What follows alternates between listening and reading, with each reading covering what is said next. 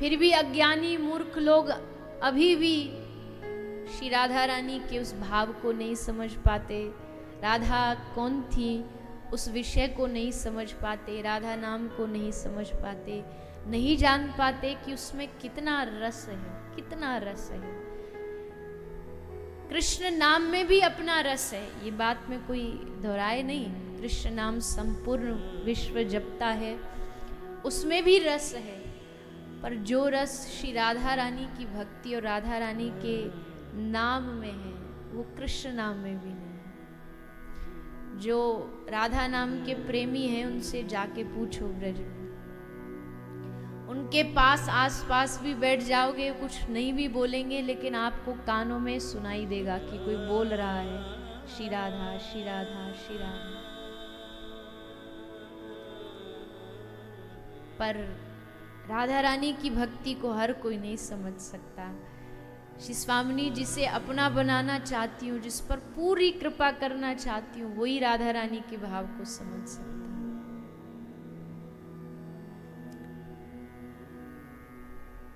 तो जिसकी रचना इतनी सुंदर, वो कितना सुंदर होगा। श्री राधा रानी का स्वरूप कितना सुंदर होगा। अब कितना होगा ये तो पता नहीं, क्योंकि कभी इन आंखों से तो देखा नहीं। हाँ, किसी दिन किसी महत् पुरुष की कृपा हो जाए, गुरु कृपा हो जाए, किसी रसिक प्रेमी की कृपा हो जाए, तो शायद अनुभव भी हो सकता है कि कैसा स्वरूप होगा। अभी बस पढ़ा है शास्त्रों में, थोड़ा बहुत सुनते रहते हैं महापुरुषों से कि अथाह करुणा का समुद्र है श्री राधा रानी, पर अभी उसका अनुभव नहीं किया। अनुभव किया होता तो ऐसे जगत की बातों में नहीं फंसे होते। यही निवेदन करते रहना चाहिए हमेशा जीव को कि बस इतनी कृपा हो जाए कि उस रस का एक बूंद भी हम पे पड़ जाए तो जीवन धन्य हो जाए। कोई रस का समुद्र तो मांग नहीं रहे, बस इतना मांग रहे हैं कि एक रस की छोटी सी हल्की सी बूंद हम पर आके पड़ जाए, बस उसी से काम बन जाए। प्रेम तो अथाह समुद्र है। प्रेम में डूबना बड़े सौभाग्य की बात होती है, लेकिन ना भी डूब पाए तो भी एक ही वस्तु मांगना चाहिए कि हे श्याम सुंदर, हे स्वामिनी जो इतनी कृपा करो कि ब्रज की गलियों में, ब्रज की कुंजों में, निकुंजों में, वृंदावन के उन वृक्ष लताओं के बीच में हम नित्य निरंतर आपका नाम स्मरण करके आपको पुकारते रहें, आपका नाम स्मरण करके आपको बुलाते रहें।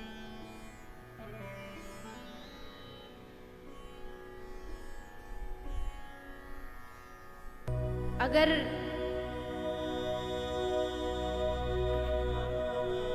इस राधा नाम में शक्ति नहीं होती, प्रेम नहीं होता, तो मानव ही नहीं, खुद श्याम सुंदर इस राधा नाम को लेकर के जब दृग बिंदु बहाते हैं तो क्यों बहाते? अगर इसमें रस नहीं होता तो क्यों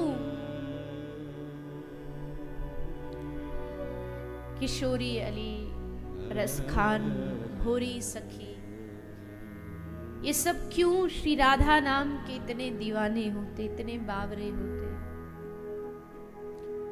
उन्होंने कुछ पाया, उन्होंने कुछ अनुभव किया, तभी तो कहा। भोरी सखी कहती है, तेरी होए अब कौन सो डरी हूं, नरकन की ना कछु मोए चिंता। मुझे स्वर्ग नरक की कोई चिंता, कोई चाह नहीं।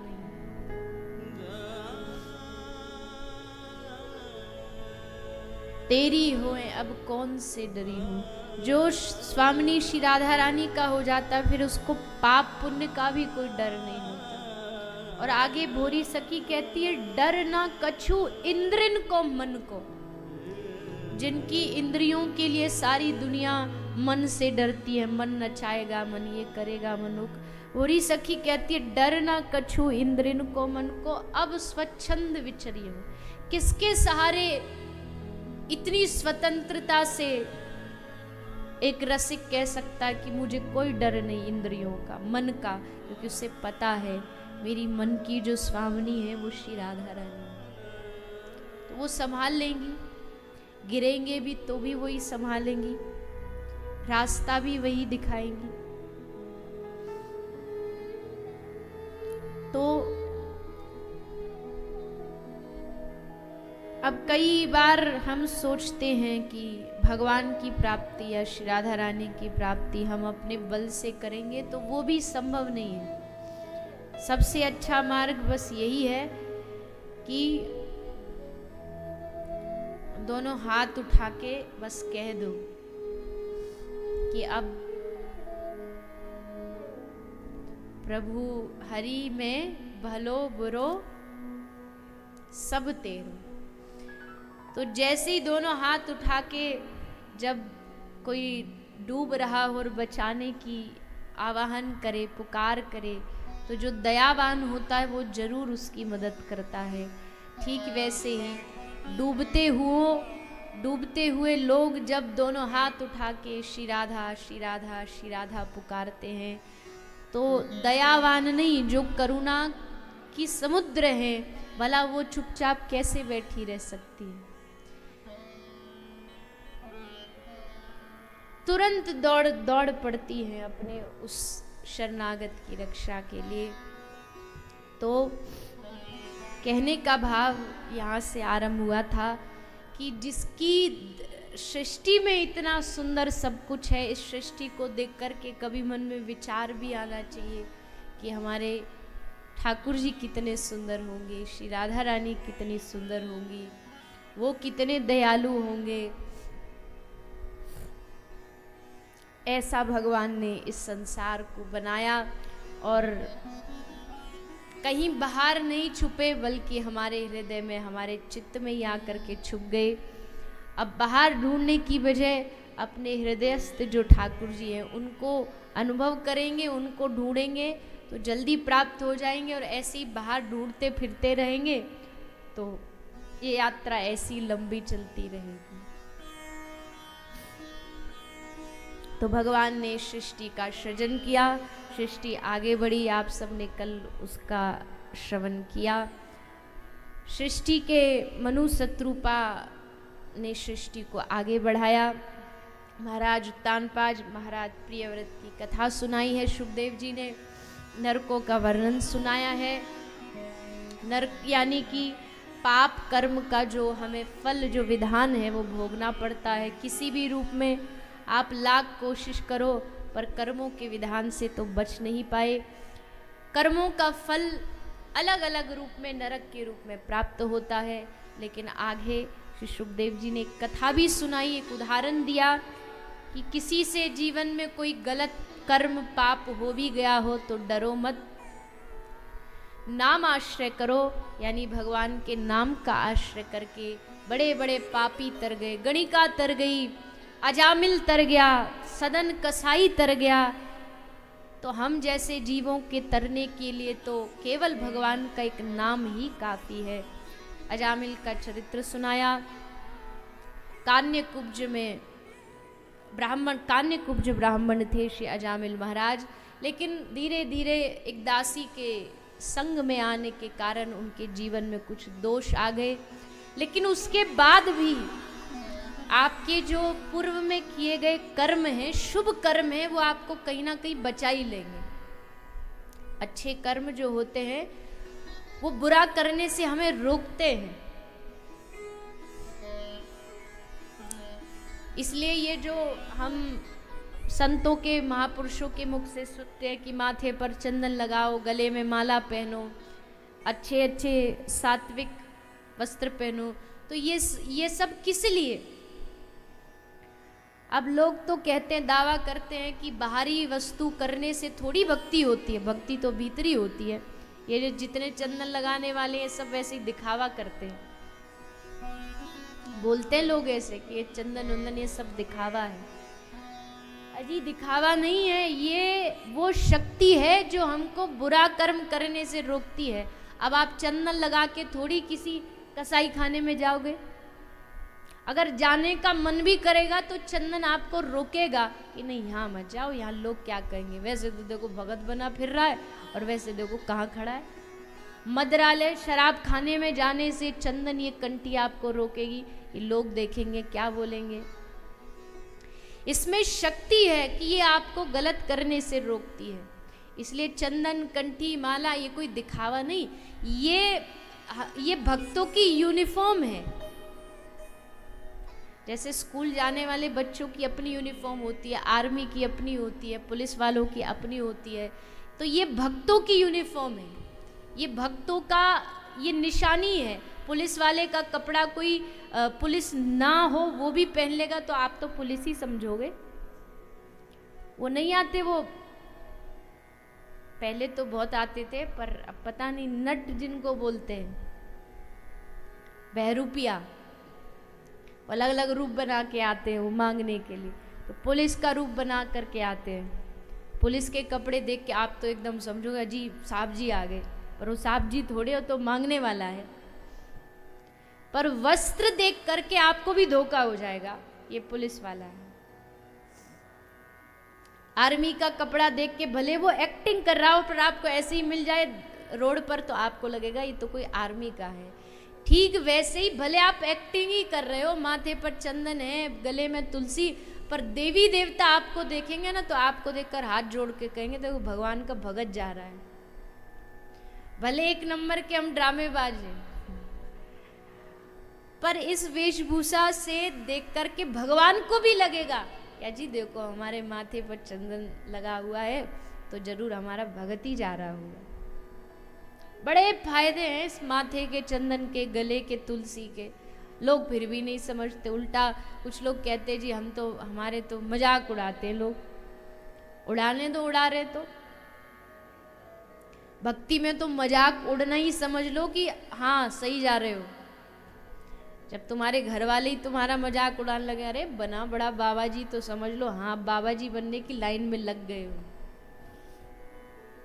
अच्छा है जितना कोई तुम्हारे इस चंदन की कंठी की हंसी उड़ाएगा उतना तुम्हारी भक्ति और बढ़ेगी। पर हम डर जाते, हम लोग लज्जा के कारण आके हम डर के मारे ये सब उतार के रख देते। कितने लोग आके बोलते बोले हम पहले करते थे, फिर लोगों ने कहा हमने बंद कर दिया। और काम तो हम बंद नहीं करते लोगों के कहने से, ये क्यों बंद करते?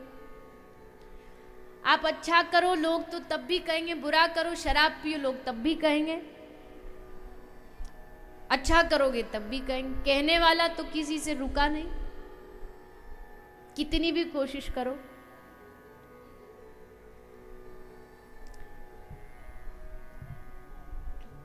एक बार भोलेनाथ जी मैया पार्वती जा रहे थे कहीं से, तो नंदी पर दोनों विराजमान थे, नंदी प्रभु की सवारी, तो उस पर दोनों बैठ के जा रहे थे।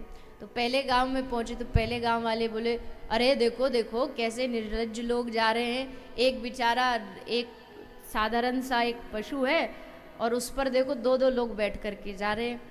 तो पार्वती जी बोली नाथ एक काम करिए आप बैठ जाइए, मैं पैदल पैदल चल रही हूँ आपके संग संग। तो ये क्या बोलेंगे लोग। अगले गांव गए तो वहां जा करके फिर लोगों ने कहा अरे देखो देखो कैसा व्यक्ति जा रहा, पत्नी पैदल पैदल चल रही है, खुद नंदी पे बैठा है, जरा भी लज्जा नहीं आ रही। भोलेनाथ जी बोले हम उतरते हैं आप बैठ जाइए। तो मैया पार्वती को बिठा दिया। अब भोलेनाथ जी ने बोले अब तो कम से कम कोई कुछ नहीं बोलेगा, अब तो हमने सब मामला सेट कर दिया। अब अगले गांव में गए तो लोग हंसते हंसते बोले अरे देखो देखो जोरू का गुलाम जा रहा है, खुद पैदल पैदल चल रहा है और उसको बिठा रखा अपने सर पे। तो भोलेनाथ जी बोले मैया तू भी नीचे आ जा, एक काम करते हम दोनों ही पैदल चलेंगे तब तो ये दुनिया चुप होगी। अब दोनों ही पैदल चलने लगे, पर जैसे गए आगे अगले गांव वाले बोले अरे देखो देखो कैसे नासमझ लोग हैं, सवारी है फिर भी पैदल पैदल जा रहे हैं। भोलेनाथ जी बोले मैया ये दुनिया को रोकना बड़ा मुश्किल काम है। तुम चंदन ना लगाओ, गलत काम करोगे तो भी बोलेगी, अच्छा करोगे तो भी बोले। इससे अच्छा तो अच्छा करके बुलवाओ ना। छोड़ देनी चाहिए लोक लज्जा की, लोग क्या कहें। कंठी नहीं पहनते लोग शर्म के मारे, मैया फैशन के मारे नहीं पहनती। ब्याह में शादी में जाएंगी तो फिर वो नेकलेस कैसे पहनेंगी डायमंड वाला। पर एक बात बताई, चलो आप बता दीजिए, मेरी छोड़ दीजिए। डायमंड साधारण वाले नहीं, जो कोहिनूर है जो उनके पास था, मतलब है, तो वो कोहिनूर जैसे अनेक हीरे भी आप गले में पहन लो, पर क्या गारंटी है कि भवसागर से पार हो जाओगे? डायमंड कोई गारंटी देता है आपको भवसागर से पार उतरने की? देता हो तो मुझे बताओ। लेकिन गले में अगर तुलसी की माला है तो तुलसी महारानी गारंटी देती है कि तुझे नरक तो नहीं जाने दूंगी, ये मेरी गारंटी। मृत्यु समय काल भी तुम्हारे गले में तुलसी महारानी को देखेगा तो वो भी दूर खड़ा हो जाएगा कि नहीं, इनको स्पर्श करने की मेरी ताकत नहीं, मेरी हिम्मत। तो आप बताओ, आपको उस जगत भवसागर पार होना है तो आप ये सब भगवान की कृपा का स्वरूप है। हम ऐसे ही कोई पागल बावरे नहीं हैं, हम सब ठाकुर जी के जो प्रेमी भक्त हैं कि ऐसे ही बेकार में सजने के लिए सब पहनते नहीं। ये हमारा श्रृंगार है, ये हमारा मेकअप है कि हाँ हमारे एक महाराज जी हैं, प्रज्ञा चक्षु है, हमारे राष्ट्र की बड़ी अच्छी धरोहर है, परम श्रद्धे जगत गुरु श्री स्वामी श्री रामभद्राचार्य जी महाराज।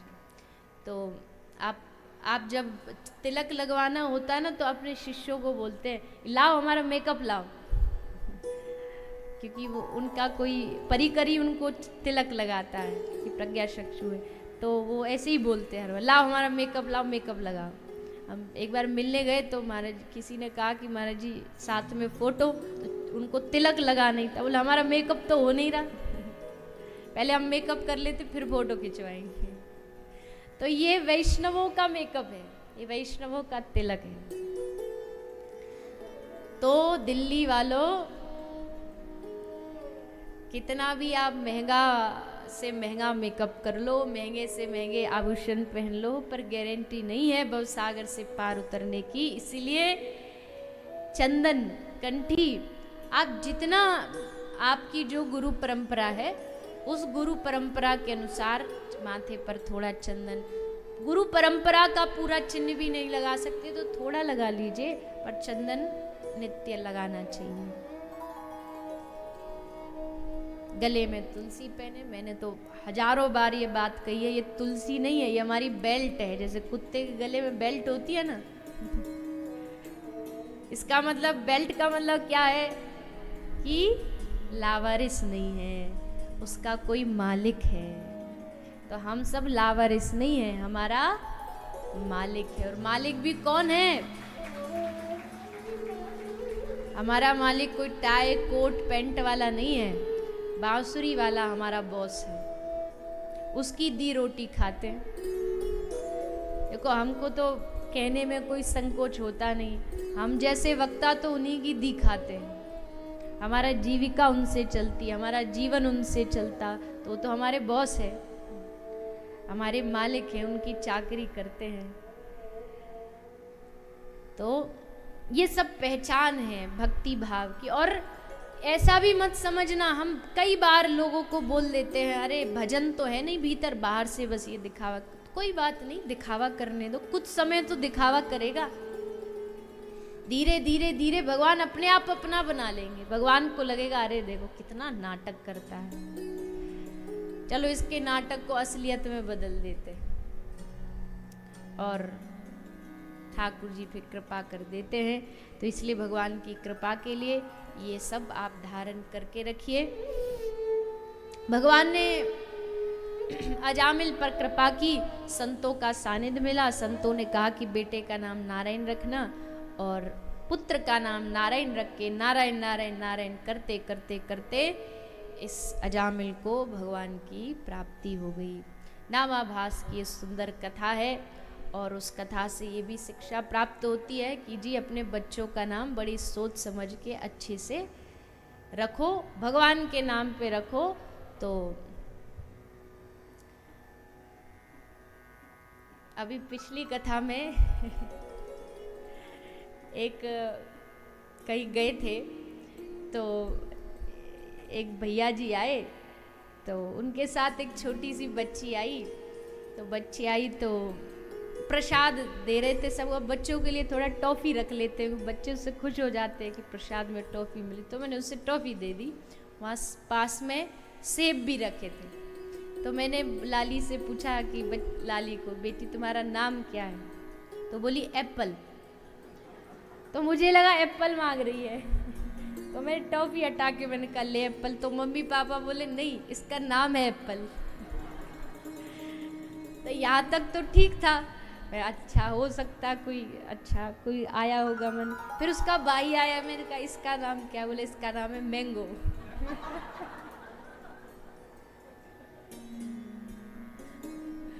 और आगे भी कुछ कहा, वो बताने की जरूरत नहीं है। तो खैर ये तो ऐसे ही विनोद की बात है, पर कहने का भाव बस इतना है कि कुछ ऐसा नाम रखो जो गलती से भी बच्चों का नाम लो तो ठाकुर जी का नाम निकले। कुछ ऐसा बोलो जो भगवान का नाम मुख से प्रकट हो। अजामिल ने नारायण नाम रखा और नारायण की कृपा, भगवान नारायण के नाम की कृपा अजामिल पर हो गई।